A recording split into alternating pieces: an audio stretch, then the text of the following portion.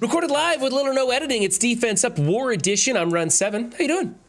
We grade on 5 different criteria. It's who you're using, their placement, their power levels, their ISOs, and what kind of mood I'm in. We haven't done one of these war defenses in a long time. If you want your war or crucible defense featured on Defense Up, links are in the description below. Send me the pics and I'll get you on the list. We're up to almost 4 weeks. And once I hit a month out, I usually close down the list and filter some of these out. So get in quick if you want it. This is coming from Laven. He's 24 million Plat 2-3 in war out of the Megapixel Alliance. And we're going to see if we can't help him put his defense up there in the rankings a bit higher to hold some more. Now, team number 1, this is a crazy good team right here. So good, in fact, that I think it should probably be saved for war offense. Kestrel doing a variety of things. However, if this team is in a defense down room like security or adjacent to security, it's going to do some amazing things on the opener because it will proc Kestrel and she'll do a lot of damage. The biggest problem with this team that I see is that Fury is in it, and on defense, he spawns in some minions, and that'll open it up to some of those speed meta teams. If somebody happens to be rocking a big Axeman, they can get in here. I tried that yesterday, though, with my Axeman, and it was a little bit problematic, but the minion thing is always a liability. So I would get Fury out of here. He's not speeding up the team. Instead, put in somebody who is going to proc the defense downs for Kestrel. So maybe like a yo-yo in here. She's got some shield synergy, I think. I don't know, but you could, just she goes fast and hits all over the place. Something like that to proc defense downs and get Kestrel going is a way better choice. So for me, this is a B-. Fury is ruining what's going on here. Otherwise, I like the ISOs. The placement is good. Yeah, this is probably all right. You might want to switch Sharon Carter and Kestrel because Kestrel's going to do more healing than Sharon Carter, so that's a placement tweak you could make there.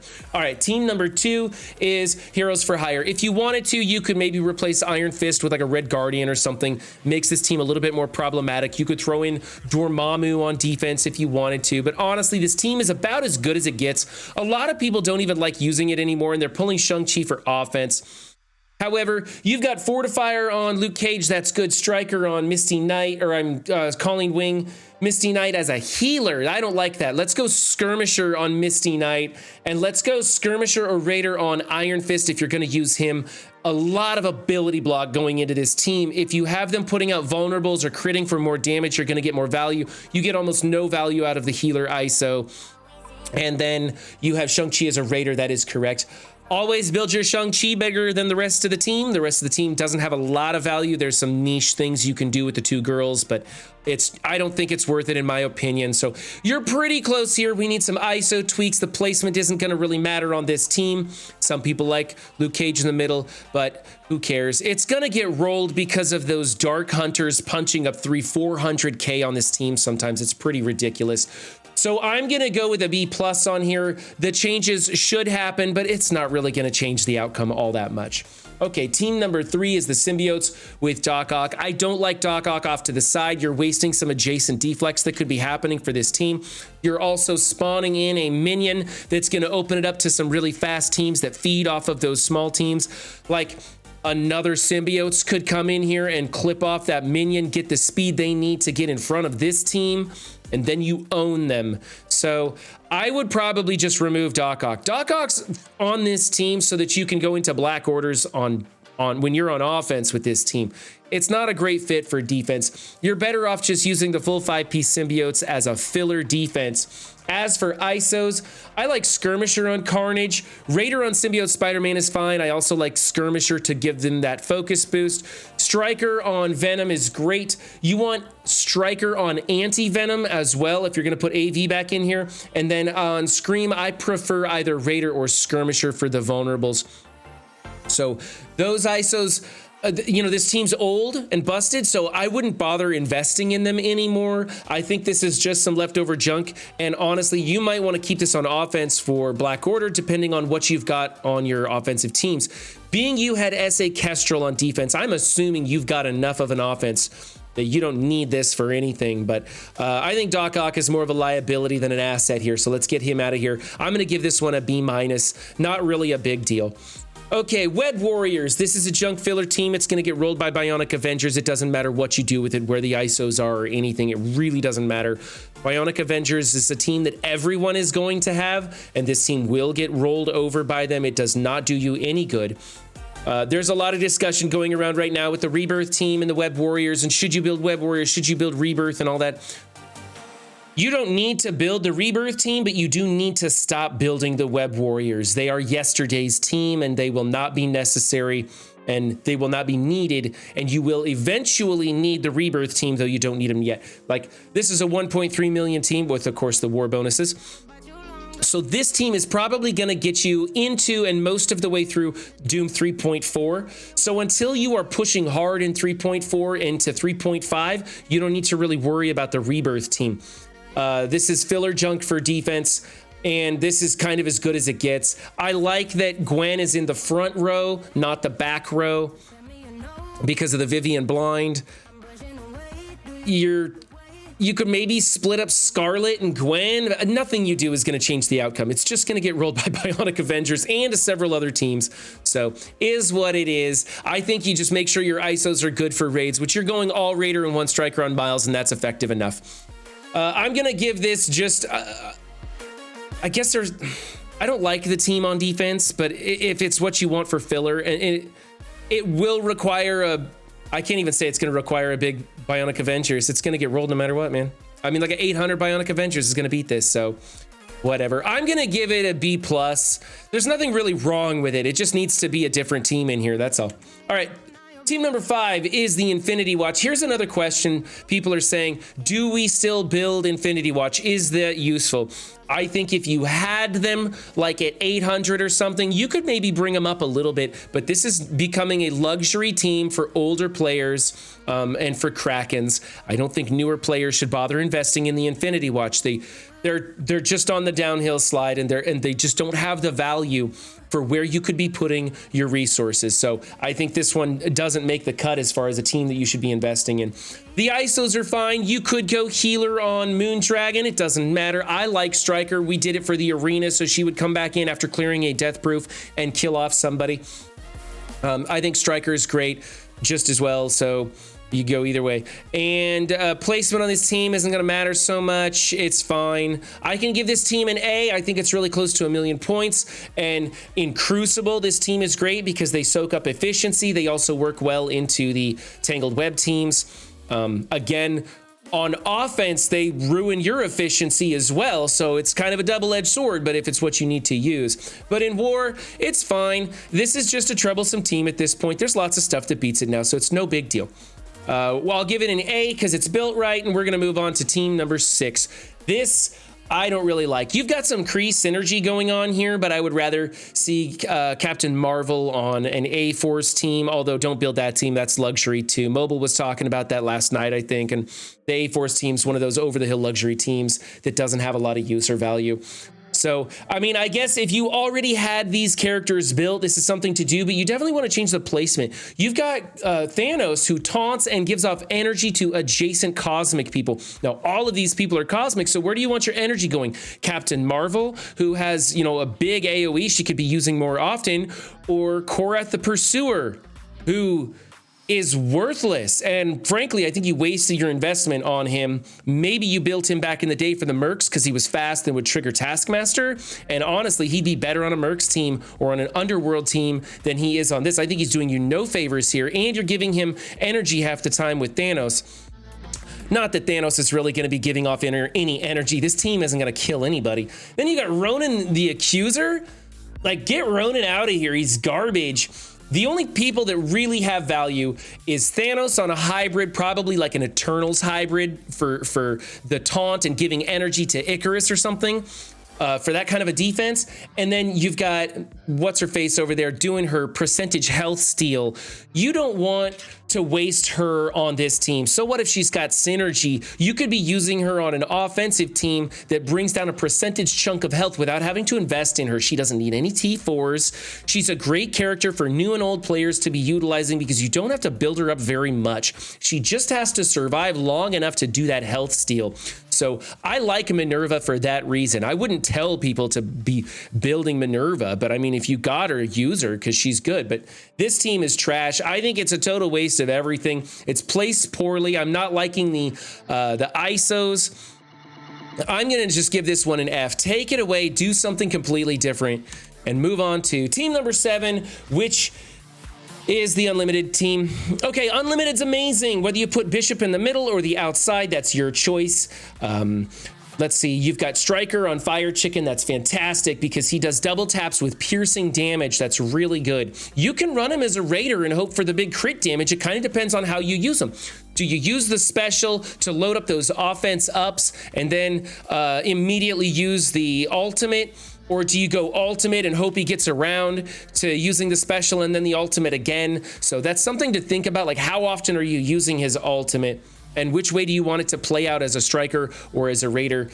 Skirmisher on Rogue is okay. She works really well as a Striker. Also, I recommend people don't put blue 4 ISOs on any Horseman at this time. Wait until we know what Apocalypse's kit is, because those are pretty expensive. And if it turns out all of the Horsemen should have been Striker, you know, you're going to be missing out on a lot of value because they work great as Strikers on their teams. And it would be super cool if Apocalypse put vulnerables out on his kit and everybody could be Strikers, but it's probably not the case. So we got to wait and see. Skirmisher is fun. You win 3.4, and who knows? That's probably where she's going to end up landing on the Apocalypse team. I don't like Skirmisher on Dazzler. I think she should be a Raider. It's okay, but I like Raider better on Dazzler. And Phantom X as a Raider as well. He is doing a lot of attacks, a lot of multi-attacks, and a lot of opportunities to crit. So I would like to see Phantom X as a Raider as well. So for me, you know, if ISOs were free, I would be doing Rogue as a Striker, Dazzler as a Raider, keep Gambit as a Raider, keep Fire Chicken as a Striker, and keep Phantom X change Phantom X to a Raider. Placement's good. These ISOs are close enough. It's not a disaster, but I'm gonna give you A- on this team. I think they could use a little bit of tweaking. Pretty nice though. Team number 8 is the Bionic Avengers. I think if you're seeing other people put out the Web Warriors in your war, you should probably keep them on your offense because it's an easy button. It's an easy button. However, if you don't see many Web Warriors, don't worry about it. Let your alliance mates take out those Web Warrior teams with their roster, and you can throw them on defense. When you get up over 1 million with this team, it becomes a little bit stubborn. It's a little tricky. Some people don't know how to go into this team. And by the way, if you are attacking into this team, you want to take out Deathlock first because of his passive. Every time Deathlock takes a turn, this entire team gains damage, man. So kill him fast. You don't want that 15% damage increase. That sucks. So go after Deathlock first. He puts out a lot of damage on this team. And then you usually go after Viv or Control Hulk Buster. Those are things you want to do. I usually save Iron Man and Vision for last because one's dodgy and one just kind of tickles you. So just destroy that front row. But it's a good team. You got Healer, Raider, Striker. Those are pretty good. You could also go Striker on Vivian because of her double tap puts out some deflects or heals or something. I don't remember. I run her as a Striker. I like it. One thing you definitely should do, however, though, is change your placement. You want to go Vivian and then Vision and then Deathlock. So swap Iron Man and Vision. That way on turn 1, Vision is putting out his ultimate, which is a really powerful maneuver. So thank you, chat, for that one. They were telling me all about that. I was misunderstanding things. So that's a good one to do. So I'm going to go ahead and give this one a B+. I don't think it's a fantastic team. You could tweak an ISO there on Vivian. It's not really a big deal, but definitely want to change the placement on Vision. That's going to be important. All right, team number 9 is the YA team. In Crucible, this sucks up efficiency, but we're starting to learn some pretty decent counters. I use A-Force plus Doom into this team, and 75% of the time, it absolutely annihilates. 25% of the time, you can still get through it. When Doom doesn't get the energy, you can, like on a punch across, you can still hang in there and sometimes still get the W, but it's tricky. Let's see. We've got Skirmisher, Striker, and a Healer. I like this. This is fine. Everything's looking good here. I don't know if you want to invest in this team anymore. I love the Young Avengers. I think they're rugged, very sturdy, well-built team that can handle a lot of things in a lot of places, a lot of game modes. I think there's a lot of value to be had.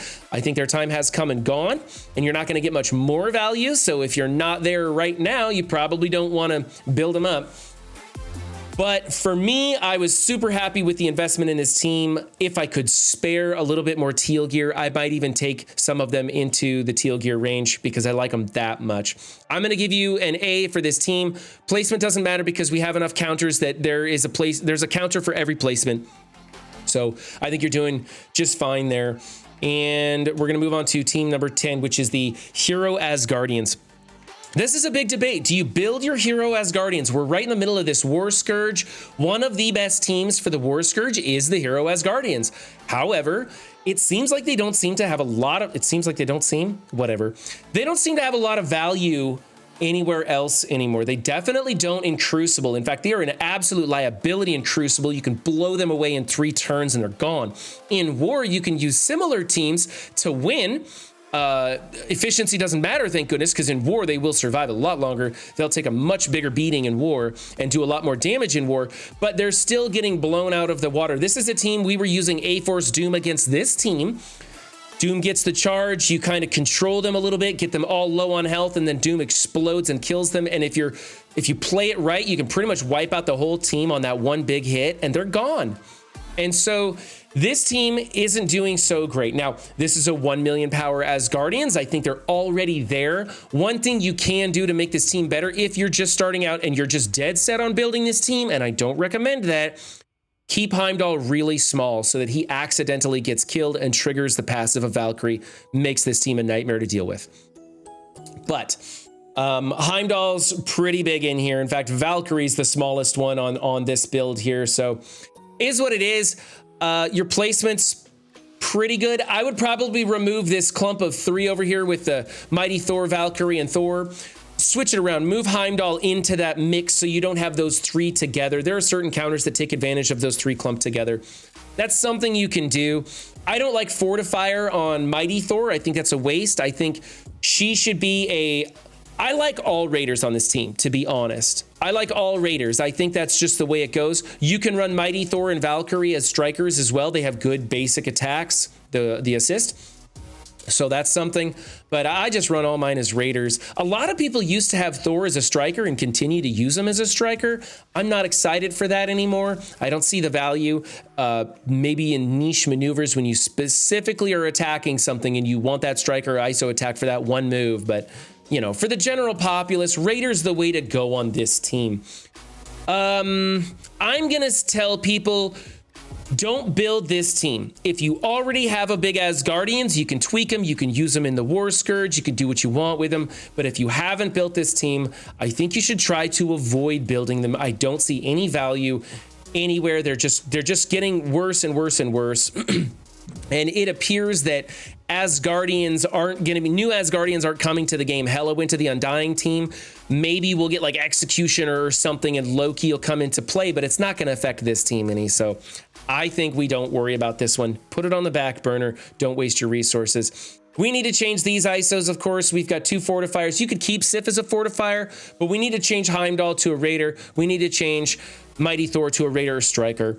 We can keep the rest. I'm going to give this one a B-. I don't think it's a great team. It works better on War than Crucible. Don't use them in Crucible at all. But it's just filler junk at this point in War. They'll come into it with a big hammer and smash it. All right. This has been Laven's War Defense Up. Thank you for joining me. Thank you for Chad helping me out behind the scenes. I read some of the stuff that goes by when they try and tell me that I'm screwing up and stuff. Remember, guys, don't just have a good game. Be good to yourselves and others too, and I'll see you next time. Bye.